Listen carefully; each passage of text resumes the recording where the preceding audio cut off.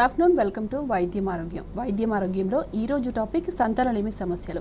అసలు సంతానలేమికి కారణాలేంటి, సంతానలేమి ఎందుకు వస్తుందంటారు, ఈ వివరాలు మనకు తెలియజేయడానికి 49 నుండి డాక్టర్ శృతి గారు మనతో పాటు ఉన్నారు. మరి వారిని అడిగి మరిన్ని వివరాలు తెలుసుకుందాం. నమస్తే అండి, వెల్కమ్ టు స్టూడియో.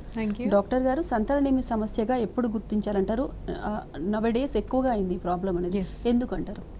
సో సంతానలేమి అంటే ఇన్ఫర్టిలిటీ అని చెప్తారండి. సో సంతానలేమి అని వెంటనే ఇప్పుడు మ్యారేజ్ అయిన తర్వాత కపుల్ ఒక 2-3 మంత్స్ ఇంటర్ కోర్స్లో ఉన్నారు, అయినా ప్రెగ్నెన్సీ రావట్లేదు అనగానే వాళ్ళకి సంతానం కలగట్లేదు అని వాళ్ళని యాంగ్జైటీగా గురి చేయడం అవసరం లేదు. సంతానలేమి అని మనం చెప్పాలి అంటే మ్యారేజ్ అయిన తర్వాత కపుల్కి ఒక 1 year పాటు వాళ్ళకి టైం ఇవ్వాలండి to plan their own pregnancy. వాళ్ళ ఓన్ టైమ్, వాళ్ళ ఓన్ కంఫర్ట్ జోన్లోకి వచ్చి వాళ్ళు రెగ్యులర్గా ఇంటర్ కోర్స్లో పార్టిసిపేట్ చేస్తూ, అండ్ అమ్మాయికి రెగ్యులర్ సైకిల్స్ అయి ఉండాలి. అలాగే హస్బెండ్కి కూడా కలిసేటప్పుడు ఏ రకమైన ఎజాక్యులేషన్ కానీ ఎరెక్టైల్ డిస్ఫంక్షన్స్ అలా ఏమీ లేకుండా అంతా నార్మల్గా ఉండి వాళ్ళు ప్రయత్నిస్తున్న 1 year తర్వాత కూడా ప్రెగ్నెన్సీ రాలేదు అంటేనే అప్పుడు ఇన్ఫర్టిలిటీ అని మనం చెప్పాలన్నమాట. సో ఇలా 25 to 35 years లోపు కపుల్స్ ఉన్నారంటే మాత్రం వీళ్ళకి హోల్ మనం 1 year వదిలేయచ్చండి వితౌట్ ఎనీ మనము ఏ రకమైన ఇన్వెస్టిగేషన్స్ కానీ టెస్ట్లు కానీ సపోర్ట్ కానీ కౌన్సిలింగ్ కానీ ఏమీ అక్కర్లేదు. బట్ ఒకవేళ for example the wife's age, female age కనుక మోర్ దెన్ 35 or 36 అలా ఉందనుకోండి, సో వీళ్ళకి ఆల్రెడీ ఏజ్ ఎక్కువ అయిపోతుంది, ఎగ్ రిజర్వ్ తక్కువ అవుతూ ఉంటుంది కాబట్టి వీళ్ళకి 1 year మనం ఇవ్వలేమండి time. So more than 35 years కనుక వైఫ్ ఏజ్ ఉంటే we have to give only 6 months of time. వీళ్ళకి 6 months టైం ఇచ్చి న్యాచురల్గా అవుతుంది అంటే ఓకే, లేదు అంటే అప్పుడు ఇన్ఫర్టిలిటీ అని గుర్తించి డాక్టర్ని అప్రోచ్ అవ్వమని చెప్తాం. అలాగే 40 years పడి అప్పుడు మ్యారేజ్ చేసుకున్నారనుకోండి, for example 40 years wife age ఉంటే కనుక 6 months కూడా మనం టైం ఇవ్వలేమండి. It is very very important that she may conceive the immediate or next ఒక 1-2 monthsలో వాళ్ళ ప్రెగ్నెన్సీ రావాల్సిందే. సో ఇలాంటి వాళ్ళకి మనం ఓన్లీ 2 months న్యాచురల్గా టైం ఇచ్చి దాని తర్వాత ఒక ఫర్టిలిటీ స్పెషలిస్ట్ని అప్రోచ్ అవ్వమని చెప్తామన్నమాట. సో ఇలా ఏజెస్ని బట్టి డిఫరెంట్ ఏజ్ గ్రూప్స్లో డిఫరెంట్ టైం ఫ్రేమ్ ఇచ్చి వాళ్ళని దాని తర్వాతనే ఇన్ఫర్టిలిటీ డాక్టర్ని అప్రోచ్ అవ్వమని చెప్తాం. రైట్ అండి. సంతానలేమి సమస్యకు వయసు ప్రభావం కూడా ఉంటుందంటారా, ఎంతవరకు? ఎస్. సో సంతానలేమికి one of the main reasons and important reasons age. The younger the age అంటే వైఫ్ ఏజ్ ఇక్కడ మోస్ట్ ఇంపార్టెంట్ అండి హస్బెండ్ ఏజ్ కంటే కూడా. ఎందుకంటే లేడీస్ బాడీలో ఓవరీస్లో ఎగ్స్ అనేవి తయారవుతూ ఉంటాయి. సో ఈ ఎగ్స్ కూడా వైఫ్కి 35 years వచ్చే వరకు ఆ ఎగ్స్ది ఉత్పత్తి కానీ సో ఆ క్వాలిటీ కానీ అన్నీ కూడా పర్ఫెక్ట్గా మెయింటైన్ అవుతాయండి 35 years వరకు.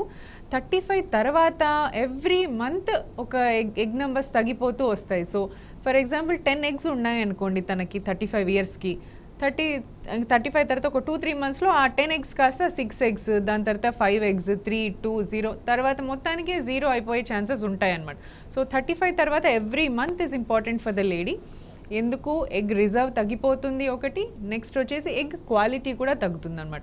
సో అలా మేల్స్కి ఏంటంటే ఇలా రెస్ట్రిక్షన్ ఏమి ఉండదు. మేల్స్కి స్పర్మ్ యాక్టివిటీ కానీ స్పర్మ్ ప్రొడక్షన్ ఇవన్నీ కూడా 50 years దాకా బాగుంటుంది. సో వీళ్ళకంటే ఒక 10 years ఎక్కువ అడ్వాంటేజ్ ఉంది కాబట్టి మనం హస్బెండ్ ఏజ్తో కంపేర్ చేస్తే వైఫ్ ఏజ్కి కొంచెం ఎక్కువ ఇంపార్టెన్స్ ఇచ్చి ద యంగర్ ద ఏజ్ ఉన్నప్పుడే మంచి ట్రీట్మెంట్ తీసుకుంటే ప్రెగ్నెన్సీ ప్లానింగ్ బాగుంటుంది. రైట్ అండి. ఈ పీసీఓడి అంటే ఏంటి? పీసీఓడి సంతానలేమికి దారి తీస్తుందంటారా? ఎస్. సో పీసీఓడి చాలామంది వింటున్నారు ఈ టర్మ్. ఎవరిని అడిగినా ఈ మధ్య స్కూల్ పిల్లలు వీళ్ళు కూడా పీసీఓడి అంటున్నారు, వాళ్ళకు కూడా ఉంది అని కూడా చెప్తున్నారు. అసలు వాట్ ఈస్ పీసీఓడి?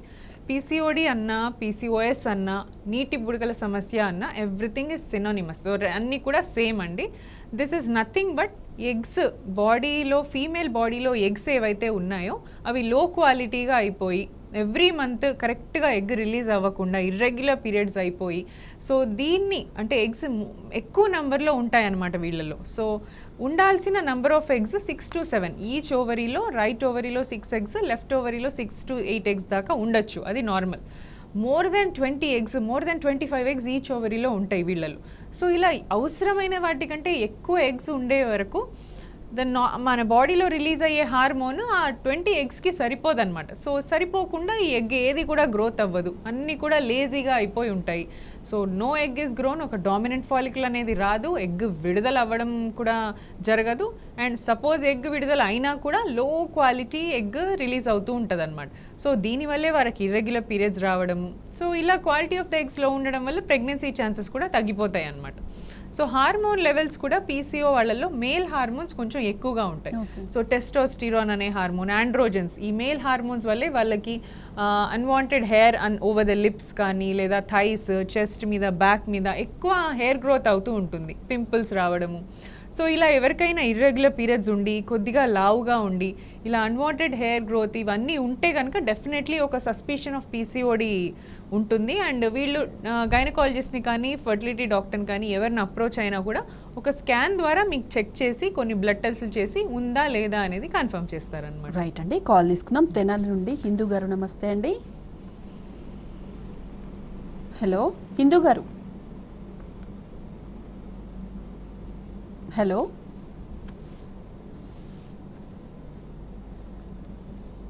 రైట్ అండి, సంతానలేమి సమస్య నిర్ధారణకు ఎటువంటి టెస్టులు అందుబాటులో ఉన్నాయంటారు, ముఖ్యంగా 49లో? యా, సో జనరలీ సంతానలేమి సమస్య ఉన్నప్పుడు ఫస్ట్ వైఫ్ని టెస్ట్ చేస్తాము, వాళ్ళది ఓకే ఉంటే తర్వాత హస్బెండ్ని టెస్ట్ చేస్తాము. అలా అప్పుడు ఉండేదండి, but not now anymore. Because వైఫ్కి ఎంత కారణం అవుతున్నారో ఇన్ఫర్టిలిటీకి, సేమ్ మేల్స్ కూడా అంతే కారణం అవుతున్నారు. ఇప్పుడు ఈక్వల్గా ఇద్దరు 50% కాంట్రిబ్యూట్ చేస్తున్నారు అనమాట. సో ఇద్దరిట్లో రీజన్ దొరకడం అనేది చాలా common. So now when ever a couple walks in to our centre, మేమైతే సైమల్టేనియస్గా ఇద్దరికి ఇన్వెస్టిగేషన్స్ అనేవి స్టార్ట్ చేస్తామండి. So when we talk about investigations in the wife, వీళ్ళకి ఒక స్కాన్ చేస్తాం. సో స్కాన్లో మనకి ప్రెగ్నెన్సీ రావడానికి అవసరమయ్యేవి ఏంటి, ఎగ్స్ ప్రాపర్గా ఉన్నాయా లేదా ఓవరీస్లో చెక్ చేస్తాం. అలాగే బేబీ పెరగాలంటే గర్భాశయం బాగుండాలి. సో గర్భాశయం ఎలా ఉంది, సైజ్ ఎలా ఉంది, షేప్ ఎలా ఉంది, దానికి సరిపోతుందా రూమ్ బేబీకి, ఇవన్నీ కూడా డీటెయిల్గా మనం మెజర్మెంట్స్ తీసుకొని తనకి పాసిబిలిటీ ఉందా లేదా అన్నీ కూడా వైఫ్ దాంట్లో చెక్ చేస్తామన్నమాట. అలాగే కొంతమందికి థైరాయిడ్, తర్వాత పీసీఓడి ప్రాబ్లం ఉన్న వాళ్ళకి హార్మోనల్ డిస్టర్బెన్సెస్ ఉంటాయి కాబట్టి వైఫ్లో బ్లడ్ టెస్ట్ కూడా చేయించుకుంటాం. Hormone test are nothing but blood test. So scan, కొన్ని హార్మోనల్ టెస్ట్ చేపిస్తే వైఫ్కి మోస్ట్లీ మనకి రీజన్ బయటపడొచ్చండి. అండ్ అలాగే మేల్స్లో వచ్చినట్టయితే స్పర్మ్ టెస్ట్ చేయించుకోవాల్సి ఉంటుంది. రైట్ అండి, కాల్ తీసుకుందాం. కరీంనగర్ నుండి రాజు గారు, నమస్తే అండి. మాట్లాడండి, డాక్టర్ గారు ఉన్నారు, మీ డౌట్ అడగండి. నమస్తే మేడం. నమస్తే అండి. మాకు మ్యారేజ్ నా పేరు అవుతుంది. ఓకే, అదే ప్రెగ్నెన్సీ రావట్లేదు. ఓకే అండి.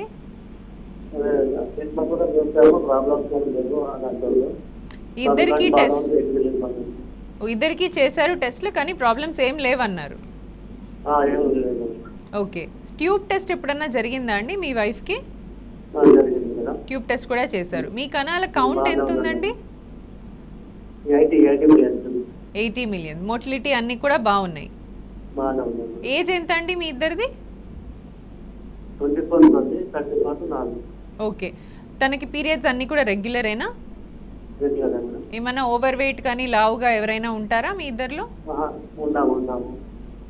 నార్మల్గానే ఉంటారు. ఓకే, సో మీరు చెప్పిన దాన్ని బట్టి నాకు అర్థమైంది ఏంటంటే 6 years అవుతుంది వీళ్ళకి మ్యారేజ్ అయ్యి, everything looks to be normal. So వీళ్ళని ఏమంటారంటే అన్ఎక్స్ప్లెయిన్డ్ ఇన్ఫర్టిలిటీ అని చెప్పొచ్చు అనమాట. సో అన్ఎక్స్ప్లెయిన్డ్ ఇన్ఫర్టిలిటీకి కారణాలు ఏమవుతాయి, ఎందుకు అవ్వరు, అన్ని టెస్ట్లలో ఓకే ఉంది బట్ స్టిల్ ఎందుకు అవ్వట్లేదు అంటే, మనం ఎంతవరకు టెస్ట్ చేస్తాము, ఎగ్స్ పెరుగుతున్నాయా, ఎగ్స్ రిలీజ్ అవుతున్నాయా, తర్వాత స్పర్మ్ బాగుందా, నంబర్ ఎలా ఉంది, కదలిక ఎలా ఉంది, ఇవి చూస్తాం. బట్ క్వాలిటీ, సో రిలీజ్ అయిన ఎగ్ క్వాలిటీ ఎలా ఉంది మనకి తెలీదు. అలాగే స్పర్మ్ కౌంట్ అంతా బాగుంది, కానీ ఆ స్పర్మ్ ఫంక్షనింగ్ అంటే ఈ రెండు కూడా ఫంక్షనింగ్ ఎలా ఉంది మనము టెస్ట్ చేయడానికి ఏ టెస్ట్లు కూడా ఉండవన్నమాట. సో మన కళ్ళకు కనపడే టెస్ట్లు అపెరెంట్గా అన్నీ బాగున్నాయి కాబట్టి ఓకే అని చెప్తారు. బట్ దెన్ ఇప్పుడు ట్యూబ్స్ చెక్ చేసినంత వరకు ఓపెన్ ఉందా, క్లోజ్ ఉందా, అక్కడి వరకు చెప్పొచ్చు. కానీ ట్యూబ్ ఫంక్షన్ ఉందా, ట్యూబ్లో మూవ్మెంట్ ఉందా లేదా అనేది కూడా మనం తెలుసుకోలేం.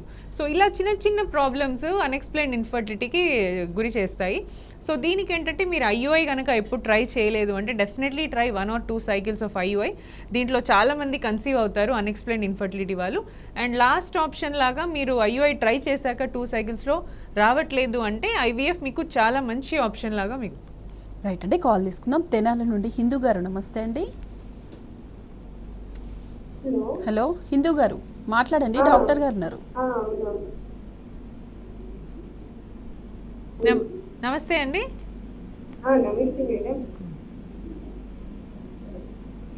చెప్పండి అమ్మా, మీ ప్రాబ్లం ఏంటండి? ప్రెగ్నెన్సీ 6 months అవుతుంది. ఓకే, లోపల వచ్చేసి నొప్పి అనేది వచ్చేసి వేడి నొప్పి అని అంటున్నారు. బేబీకి ఒక్కసారి మళ్ళీ చెప్తారా అండి? 6 months ఇప్పుడు. ఓకే. అది లోపల అంతా గట్టిగా అయిపోయి లోపల బ్యాక్ పెయిన్ అలా వస్తుంది, ఇక్కడ కాలుతుంది కదా అలాగా. అయితే అది వచ్చేసి కొంచెం కిందకి జారినట్టు, అదే మనిషి వెళ్ళినాక కడుపు కింద జారి నొప్పి వస్తాయి కదా. రైట్ రైట్, అలా ఉంటుందా మీకు? అలా ఉంటుంది. ఎప్పుడైనా రీసెంట్గా స్కాన్ అయిందా అండి మీకు? చేయించుకుంటూనే ఉంటుంది. ఓకే, ఈ మంత్ రీసెంట్ స్కాన్లో అంతా ఓకే ఉందని చెప్పారా? అంతా ఓకే ఉంది, కాకపోతే కొంచెం కడుపు అనేది కొంచెం కింద. అదే అదే, నో ప్రాబ్లం, ఏం కాదు. యూరిన్ ఎలా ఉందండి? మంటలాగా రావడం కానీ ఏమైనా ఇబ్బంది ఉందా? అలాగా వస్తుంది.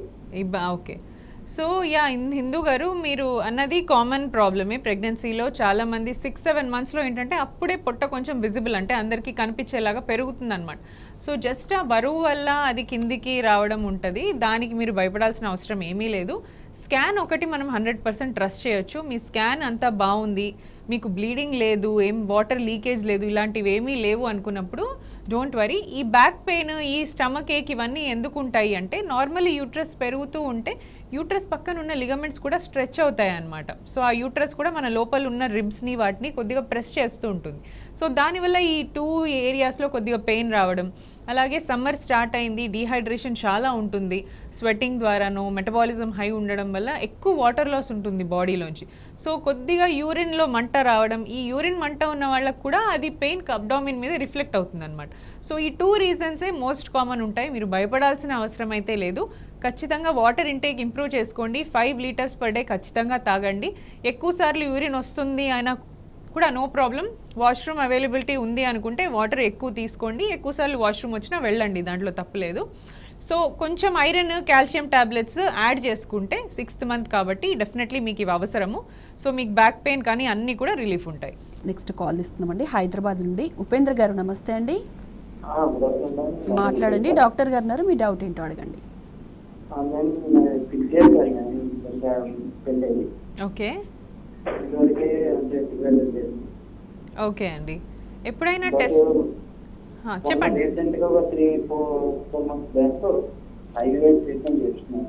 IUI treatment. ఓకే. తర్వాత ఏమైందంటే నిలబడింది, కానీ బిడ్డ అంటే లోపల హార్ట్ బీట్ రాలేదు. ఓకే ఓకే ఓకే, అంటే ఇప్పుడు ఆ ప్రెగ్నెన్సీ తీసేసారా అండి? ఇస్ ఇట్ స్టిల్ కంటిన్యూయింగ్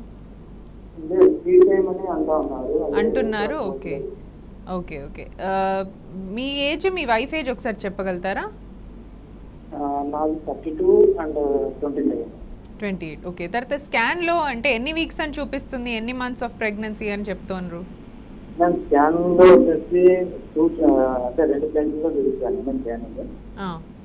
ఒక దాంట్లో చూపిస్తోంది 6 weeks అని, ఇంకోటి చూపిస్తోంది 10 weeks. ఓకే, ఒక దాంట్లో 6 weeks 10 weeks. తనకు లాస్ట్ పీరియడ్ ఎప్పుడు వచ్చిందండి? 24th ఫిబ్రవరిలో వచ్చింది. సో మార్చ్, ఏప్రిల్, మే. ఓకే యా, సో ఈ పాటికి మీ 8 to 10 weeks అన్నా ఖచ్చితంగా చూపిస్తూ ఉండాలి స్కాన్లో. అండ్ ఇంకోటి హార్ట్ బీట్, జనరలీ 7 weeks తర్వాత హార్ట్ బీట్ అనేది వచ్చేసేయాలన్నమాట. సో ఇంకా 8 weeks దాటింది అయినా కూడా హార్ట్ బీట్ రావట్లేదు అంటే definitely there might be some genetic problem in the ఎంబ్రియోలోనే ఫార్మేషన్ అయ్యేటప్పుడే కొద్దిగా ఏదో జెనెటిక్ ప్రాబ్లం ఉండడం వల్ల హార్ట్ బీట్ అనేది ఫామ్ అవ్వలేదు. ఇంకా ఎక్కువగా వెయిట్ చేస్తే ప్రాబ్లం ఏంటంటే ఆ ప్రెగ్నెన్సీ కంప్లీట్గా టర్మినేట్ చేయడంలో డిఫికల్టీ ఉంటుంది. సో ఎంత ఎర్లీగా మనం డయాగ్నోస్ చేసి ఇంకా బేబీ గ్రో అవ్వదు అని మనం కనుక్కుంటే కనుక ఎర్లీగా తీయించుకుంటేనే బెటర్ అండి.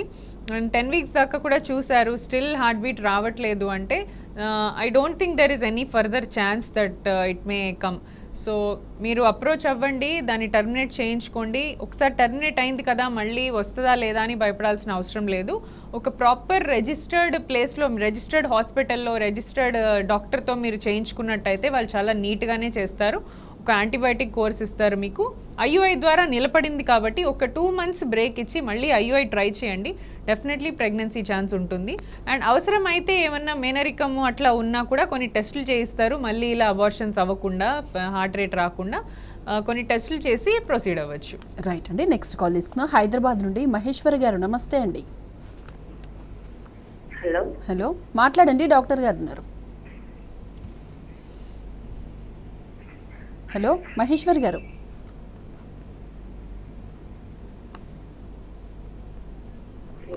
మేడం చెప్పండి అమ్మా. మహేశ్వరి గారు, టీవీ చూస్తూ మాట్లాడకండి. మేడం నాకు మ్యారేజ్ 5 years అవుతుంది మేడం. ఓకే. పెళ్ళైన 6 months కి ప్రెగ్నెన్సీ కన్ఫర్మ్ అయింది. అయితే అదేమో ఎక్టోపిక్ ప్రెగ్నెన్సీ వచ్చింది. ఓకే. అయితే ఆపరేషన్ చేసి లెఫ్ట్ ట్యూబ్ ని తొలగించారు. అయితే 2 years నుంచి మెడిసిన్ వాడుతుంది. 2 cycles of IUI. Okay. Right. Okay అండి. సో తను అడిగిన దాన్ని బట్టి నాకు అర్థమైంది ఏంటంటే, ఒకసారి ఎక్టోపిక్ ప్రెగ్నెన్సీ వచ్చింది లెఫ్ట్ ట్యూబ్లో, లెఫ్ట్ ట్యూబ్ తీసేశారు. దాని తర్వాత 2 cycles ఆఫ్ IUI ట్రై చేశారు, బట్ స్టిల్ కన్సీవ్ అవ్వలేదు అని చెప్పాలనుకుంటున్నారని అనుకుంటున్నాను. సో ఏంటంటే ఫస్ట్ థింగ్ ఏంటంటే మా ట్యూబ్లో ప్రెగ్నెన్సీ వచ్చింది అంటే ఖచ్చితంగా ట్యూబ్స్లో ఏదైనా ప్రాబ్లం ఉండొచ్చు. నార్మలీ ట్యూబల్ మూమెంట్ బాగా పెరిస్టాల్సిస్ ఉంటేనే ఆ బేబీ ట్యూబ్లో ఫామ్ అయిన బేబీ గర్భసంచిలో వచ్చి అక్కడ అతుక్కోవాలన్నమాట. ట్యూబ్లో మూమెంట్ లేకపోతే ట్యూబ్లోనే అతుక్కుపోయి అక్కడే ఆగిపోయి అక్కడే ప్రెగ్నెన్సీ వస్తుంది, అది బర్స్ట్ అయిపోతుంది. So other tube also might have problem ఉండొచ్చు. అందుకనే మీకు IUI చేసినా కూడా న్యాచురల్ ప్రెగ్నెన్సీ, ఆ ఎగ్ అనేది లోపలికి మూవ్ అవ్వడంలో ట్రాన్స్పోర్ట్ ఇష్యూస్ ఏమైనా ఉండొచ్చు అనమాట. ఒక్కసారి ట్యూబ్ టెస్ట్ మళ్ళీ రిపీట్ చేయండి. లెఫ్ట్ ట్యూబ్ తీస్తారు కాబట్టి రైట్ ట్యూబ్లో కూడా మళ్ళీ ఒక్కసారి ట్యూబ్ టెస్ట్ చేయండి. మళ్ళీ ఇంకోసారి కూడా ఎక్టోపిక్ అయ్యే ఛాన్సెస్ కొద్దిగా ఎక్కువే ఉంటాయి నార్మల్ వాళ్ళకంటే. సో ఈ రిస్క్ అంతా ఎందుకు, మ్యారేజ్ అయ్యి కూడా ఒకవేళ ఎక్కువ సంవత్సరాలు అయి ఉంటే ఒకసారి IVFకి డైరెక్ట్ అప్రోచ్ అవ్వండి మా, మీకు ఎక్టోపిక్ రిస్క్ కూడా చాలా వరకు తగ్గుతుంది IVF ట్రీట్మెంట్లో. రైట్ అండి. కాల్ తీసుకున్నాం. హైదరాబాద్ నుండి మనీషా గారు, నమస్తే అండి. హలో హలో, మాట్లాడండి, డాక్టర్ గారు ఉన్నారు. నమస్తే మేడం. నమస్తే మనీషా గారు, చెప్పండి. నాకు 32 weeks స్కాన్ చేశారు madam. 32 weeks pregnancy madam. Sorry మా, అర్థం కావట్లేదు, కొంచెం క్లియర్గా చెప్తారా? 8 months pregnancy madam. 34 weeks. Okay, right. Ya, okay అండి, congratulations. 32 weeks madam. Okay. Scan చేశారు, బేబీ వెయిట్ 100 grams ఉందని చెప్పారు. ఓకే. ఓకే. నాకు చెస్ట్లో మండినట్టు అనిపిస్తుంది మేడం అప్పుడప్పుడు. స్టమక్లో మండినట్టు అనిపిస్తుందా అండి? నా స్టమక్ పైన మండినట్టు మంట వేసుకుంటారు. ఓకే. యూరిన్ ఎలా ఉంది? యూరిన్ బాగానే ఉంది. మోషన్ కూడా ఫ్రీగానే ఉందా? ఫ్రీగానే. Okay. So 8th month of pregnancy, 32 weeks of ప్రెగ్నెన్సీలో ఈ complaint is very very common. ఎందుకంటే గర్భసంచి ఆల్మోస్ట్ మనకి చెస్ట్ పై వరకు రీజియన్ దాకా వస్తుంటుంది అనమాట ఈ టైంకి. సో అప్పుడు ఏమవుద్దంటే మన ఫుడ్ తినే ఫుడ్ పైప్ ఏదైతే ఉందో దాన్ని ప్రెస్ చేస్తూ ఉంటుంది ఊరికే. సో స్టమక్లో వచ్చే యాసిడ్స్ అన్నీ కూడా రిఫ్లెక్స్ అవుతూ ఉంటాయి అనమాట ఆ ప్రెషర్కి. సో అది మీకు మంటలాగా అనిపించడం అనేది వెరీ కామన్. ఈ ప్రెగ్నెన్సీ ఎస్పెషల్లీ 8 monthsలో బాగా పెద్దగా ఉంటుంది యూట్రస్ కాబట్టి this is a common complaint. దీనికి టాబ్లెట్స్ ఉంటాయి, అసిడిటీ రిలేటెడ్ మీకు సిరప్ ఉంటుంది, టాబ్లెట్స్ ఉంటాయి. అండ్ తిన్న తర్వాత వెంటనే లైయింగ్ డౌన్ పొజిషన్లో కాకుండా సిట్టింగ్ పొజిషన్లోనే ఫుడ్ అంతా కూడా మీరు డైజెస్ట్ అయ్యే వరకు ఒక 1/2 hour to 40 minutes కొద్దిగా సిట్టింగ్ పొజిషన్ ఆర్ వాకింగ్ ఏదైనా చేయండి. ఫుడ్ కంప్లీట్గా స్టమక్ నుంచి ఎంటీయింగ్ అయిన తర్వాత ఒక 1/2 hour ఇస్ ద ఎంటీయింగ్ టైం అనమాట. సో ఆ టైం మీరు రిలాక్స్ అవ్వకుండా కొద్దిగా మంచిగా మీరు వాక్ అది ఇది చేసుకుంటే ఈ ప్రాబ్లం సాల్వ్ అవుతుంది. తర్వాత వాటర్ కూడా మంచిగా తీసుకోండి అండ్ ట్రై టు మూవ్. కొద్దిగా ఎక్కువ యాక్టివిటీ ఉంటే బెటర్. 8th monthలో మనం ఎంత యాక్టివ్గా ఉంటే మీకు నార్మల్ డెలివరీ ఛాన్సెస్ కూడా అంత బాగుంటాయి. అలాగే ఎస్టిటీ ప్రాబ్లం కూడా తగ్గుతుంది. రైట్ అండి. నెక్స్ట్ కాల్ తీసుకుందాం. హైదరాబాద్ నుండి మమత గారు, నమస్తే అండి. నమస్తే అండి. డాక్టర్ గారు ఉన్నారు, మాట్లాడండి. హలో, నమస్తే మమత గారు, చెప్పండి. నమస్తే అండి. ఏం లేదండి, ఒకటి డౌట్ ఉంది. ఇద్దరు మా పెద్ద బాబు, 2 బాబులండి నాకు. మా పెద్ద బాబు ఎక్స్పైర్ అయ్యిండు. ఓకే. 12 years అవుతుంది చిన్న బాబు పుట్టి. మళ్ళీ ఛాన్సెస్ ఉన్నాయా మేడం? ఫ్యామిలీ ప్లానింగ్ ఆపరేషన్ అయిపోయిందా అండి? అయిపోయిందండి. Okay. So family planning operation అయిపోయింది కాబట్టి న్యాచురల్గా మీకు ప్రెగ్నెన్సీ వచ్చే ఛాన్సెస్ ఉండదు. కాకపోతే ఇలాంటి వాళ్ళకి టెస్ట్ ట్యూబ్ బేబీ ద్వారా మంచి ఛాన్స్ ఉంటుంది. సో మీరు మీ ఏజ్ ఎంత అన్నారు? 31 అండి. 31 కాబట్టి IVFలో కూడా మీకు సక్సెస్ రేట్ ఇంకా బాగుంటుంది. మీరు ఇంకా డిలే చేయకుండా if you're seriously planning for a second child ఒక ఫర్టిలిటీ డాక్టర్ని అడిగి IVF గురించి పూర్తి వివరాలు తెలుసుకోండి. మంచి ఛాన్స్ ఉంటుందండి మీకు ప్రెగ్నెన్సీలో. రైట్ అండి. కొన్ని IVF కాకుండా నార్మల్ గా కాదా అండి? అంటే రీఓపెనింగ్ ఆపరేషన్స్ మేబీ ట్రై చేయొచ్చు. అది ఫ్యామిలీ ప్లానింగ్ ఏదైతే చేశారో దాన్ని ఓపెనింగ్ చేయించడానికి ట్రై చేయొచ్చు. బట్ ఆపరేషన్ అంత సక్సెస్ఫుల్ కాదండి. Only 50% success. కొంతమందికి ఓపెన్ అవుద్ది, కొంతమంది కాదు. అండ్ అది మళ్ళీ ఒక పెద్ద ఆపరేషన్, దాన్ని కట్ చేసి అన్నీ చేస్తారనమాట. సో మళ్ళీ సక్సెస్ రేట్ కూడా లో. అదే ఐవీఎఫ్లో కంపేర్ చేస్తే మనకు సక్సెస్ రేట్ అరౌండ్ 70% దాకా ఉంటుంది without any cut or without any surgery. So success rate వైజ్గా చూసుకున్నా, మీ హెల్త్ పరంగా చూసుకున్నా this is much better. Right అండి. సంతానలేమి సమస్యలకు 49లో ఎట్లాంటి ట్రీట్మెంట్ అందుబాటులో ఉంది? యా, సో 49 ఆర్గనైజేషన్లో రీసెంట్లీ అన్ని లైసెన్స్లు అన్నీ మనకు అప్రూవ్ అయ్యాయండి. రైట్ ఫ్రమ్ న్యాచురల్ ప్రెగ్నెన్సీ, అంటే చిన్న ప్రాబ్లం తోటి బాధపడే వాళ్ళు, న్యాచురల్గా కన్సీవ్ అయిన వాళ్ళతో పాటు అక్కడి నుంచి సరోగసీ వరకు అన్ని రకాల ట్రీట్మెంట్స్ మన సెంటర్లో అవైలబుల్ ఉన్నాయి. సో న్యాచురల్ ప్రెగ్నెన్సీలో రావట్లేదు, 2-3 మంత్స్ చూస్తాము, అవ్వట్లేదు అంటే next best step will be IUI. IUI అంటే చిన్న పద్ధతి. సో హస్బెండ్ స్పర్మ్ తీసి లేడీ గర్భాశయంలో వేస్తామన్నమాట. సో ఈ ట్రీట్మెంట్లో కూడా మనకు సక్సెస్ రాలేదు అంటే the other bigger step is IVF ICSI. So ఇది టెస్ట్ ట్యూబ్ బేబీ అంటారు. టెస్ట్ ట్యూబ్ బేబీలో చాలామంది కపుల్స్కి పేరెంట్హుడ్ అందించాము. So and they are all happy now with healthy children. And ఇవన్నీ కాకపోయినా మీకు గర్భసంచిలో బాగా ప్రాబ్లమ్స్ ఉండి సరోగసీ అవసరం ఉంది అంటే కూడా మనకి డోనర్స్ అండ్ సరోగసీ ఆప్షన్స్ అన్నీ కూడా 49లో అవైలబుల్గా ఉన్నాయి. So everything is done under licensed అనమాట. సో మీరు ఎలాంటి వరీస్ పెట్టుకోవాల్సిన అవసరం లేదు. ఒకసారి ఏ ప్రాబ్లం ఉన్నా అప్రోచ్ అవ్వండి. అడ్వాన్స్డ్ ట్రీట్మెంట్సే కాకుండా బేసిక్ ట్రీట్మెంట్ కూడా చేస్తాము. సో ఆ అపోహ లేకుండా ఎలా ప్రాబ్లం ఉన్నా అప్రోచ్ అవ్వచ్చు. రైట్ అండి. కాల్ తీసుకున్నా. హుస్నాబాద్ నుండి దేవిక గారు, నమస్తే అండి. నమస్తే. మాట్లాడండి, డాక్టర్ గారు ఉన్నారు, మీ డౌట్ ఏంటో అడగండి. హలో మాట్లాడండి మేడం, సంతానం కోసం. చెప్పండి అమ్మా, మీ వయసు ఎంత? వయసు 35 దాకా ఉంటుంది. 35 ఉంటుంది. ఓకే. పిల్లలు ఒకసారన్నా అంటే అబార్షన్ కానీ ప్రెగ్నెన్సీ ఎప్పుడైనా వచ్చిందా అండి? కాలేదు మేడం, ఫస్ట్ నుండి చూపెట్టుకుంటాను, కాలేదు. అది హైదరాబాద్ మమతా మేడం దగ్గర కూడా చూపెట్టుకున్నాం. ఓకే. ప్రాబ్లం ఏముందని చెప్పారు? నాకు ట్యూబ్ ప్రాబ్లం అన్నారు. ఆయన కౌంట్ తక్కువ ఉన్నాయండి. Okay okay. సో ట్యూబ్స్లో ప్రాబ్లం ఉంది, కౌంట్ కూడా తక్కువగా ఉంది. మీకు ఆల్రెడీ 35 అంటున్నారు కాబట్టి ఐవీఎఫ్ గురించి ఏమన్నా ఆలోచన ఉందా అండి చేయించుకుందామని? అదే మిమ్మల్ని అడుగుదామని తెచ్చాను. యా, ఎందుకంటే ఏజ్ ఎక్కువ ఉంది, ట్యూబ్లో ప్రాబ్లం ఉంది కాబట్టి ఐయుఐ అయినా న్యాచురల్ అయినా అంత సక్సెస్ రాకపోవచ్చు అండి దేవి గారు. మీరేంటంటే కౌంట్ కూడా తక్కువ ఉంది అంటున్నారు. సో ఇలా తక్కువ ఉన్నప్పుడు కూడా మనకు వేరే పద్ధతిలో ట్రై చేస్తే ఊరికే మీకు టైం వేస్ట్ అవుతుంది, తర్వాత ఎగ్స్ కూడా తగ్గిపోతూ ఉంటాయి. వెంటనే మీరు డిలే చేయకుండా ఐవీఎఫ్ కనే ఒకసారి కనుక్కోండి. ఐవీఎఫ్ ట్రీట్మెంట్లో మంచి సక్సెస్ ఉంది. మీరు 35 కాబట్టి ఇంకా తొందరపడాల్సిన అవసరం కూడా ఉంది. ఇమీడియట్లీ ఈ మంత్ పీరియడ్స్ అయిన సెకండ్ డే అట్లా డాక్టర్ దగ్గరికి వెళ్తే మీకు ఎంత ఎగ్స్ ఉన్నాయి, ఎప్పుడు ప్లాన్ చేయొచ్చు అన్ని డీటెయిల్స్ మీకు చెప్తారు. సో అన్ని రకాలుగా ట్యూబల్ ప్రాబ్లమ్కి, హస్బెండ్ కౌంట్కి, మీ ఏజ్కి అన్ని రకాలుగా కూడా బెస్ట్ సొల్యూషన్ ఐవీఎఫ్ అని చెప్తాను నేను. రైట్ అండి. ఈ ట్యూబల్ బ్లాక్స్ అంటే ఏంటి? ట్యూబల్ బ్లాక్ అయిందని ఎలా గుర్తించాలంటారు? యా, సో ట్యూబల్ బ్లాక్స్ అంటే గర్భాశయానికి రెండు వైపులా కూడా 2 ఫాలోపియన్ ట్యూబ్స్ అనేవి ఉంటాయన్నమాట. సో ఇవి ఏంటంటే స్కాన్ ద్వారా తెలియవు మనకు. నార్మల్గా వాళ్ళకి బాడీలో ఏం సిమ్టమ్స్ కూడా ఉండవు ట్యూబ్స్ బ్లాక్ అయినట్టుగా, ఏ రకంగా కూడా మనం తెలుసుకోలేము. సో ఇది ఓన్లీ ట్యూబ్ టెస్ట్ అని సపరేట్గా ఉంటాయన్నమాట. సో ఈ tube test HSG, SIS, laparoscopy వీటి ద్వారా ట్యూబ్స్ ఓపెన్ ఉన్నాయా లేదా అని మనం చెక్ చేసుకోవచ్చు. సో ట్యూబ్ ఓపెన్ ఉంటేనే ఆ అండము స్పర్మ్ కలిసి రెండు కూడా మళ్ళీ గర్భాశయం లోపలికి వచ్చి అతుక్కోగలుగుతాయి. అందులో ఎక్కడైనా బ్లాక్ ఉన్నా ఎగ్ అండ్ స్పర్మ్ కలవడానికి ఛాన్స్ ఉండదు. అలాగే బేబీ తయారైనా అక్కడే అతుక్కునే ఛాన్సెస్ ఉంటాయి. సో ట్యూబ్స్ ప్రాబ్లం ఉన్నవాళ్ళు మళ్ళీ ఒకసారి రీఓపెనింగ్కి ట్రై చేయొచ్చు విత్ ఫాలోపియన్ ట్యూబ్ క్యాన్యులేషన్ అని అంటారు. ఆ ప్రాసెస్ ద్వారా ఓపెన్ చేయడానికి ట్రై చేయొచ్చు. బట్ అవ్వట్లేదు అంటే మాత్రం ట్యూబ్స్ బ్లాక్ ఉన్న వాళ్ళకి IVF ICSI is the best solution.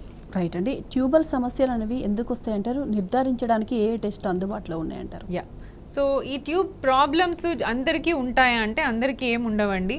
Tubes గర్భసంచికి infection ఎలా వస్తుందో ఈ గర్భసంచి కంటిన్యూటీగా ట్యూబ్స్ ఉంటాయన్నమాట. సో దీని కంటిన్యూయేషన్ 2.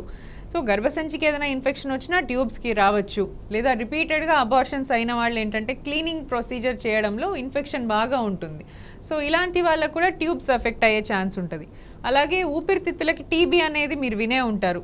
అలాగే గర్భసంచి కూడా టీబీ రావచ్చు. So TB is very very dangerous. ఒకసారి వచ్చింది అంటే ఫస్ట్ ఎఫెక్ట్ అయ్యేది ట్యూబ్సే.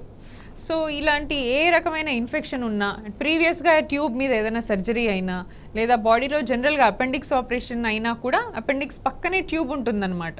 సో ఆ అపెండిక్స్ రప్చర్ అయ్యి పస్ వచ్చినా కూడా ట్యూబ్ ఎఫెక్ట్ అవ్వచ్చు. సో మల్టిపుల్ రీజన్స్ ఉంటాయి. సో మీకే కారణం ఉంది అండ్ ఎలా తెలుసుకోవాలి అంటే, ఏమీ ఆపరేషన్ కాలేదు మాకంతా బాగుంది అన్నవాళ్ళు ఒక్కసారి SIS ఆర్ HSG లేదా లాప్రోస్కోపీ, వీటి ద్వారా మీరు ట్యూబ్స్ ఓపెన్ ఉన్నాయా లేదా అని చెక్ చేసుకోవచ్చు. ఇప్పుడు SIS అనేది సింపుల్ అండ్ మీకు కొద్దిగా ఎకనామికల్ టెక్నిక్ కూడా. సో ఇది అన్ని సెంటర్స్లో అవైలబుల్ ఉంది. ఫస్ట్ ఇది ట్రై చేస్తే ఆల్మోస్ట్ 99% దాకా మనం కనుక్కోవచ్చు. రైట్ అండి. ట్యూబల్ సమస్యల గురించి అలాగే సంతానలేమి సమస్యల గురించి చాలా విషయాలు తెలియజేశారు. థ్యాంక్ యూ సో మచ్ అండి. వెల్కమ్ అండి. ఇది ఇవాల్టి వైద్యం ఆరోగ్యం. నమస్తే.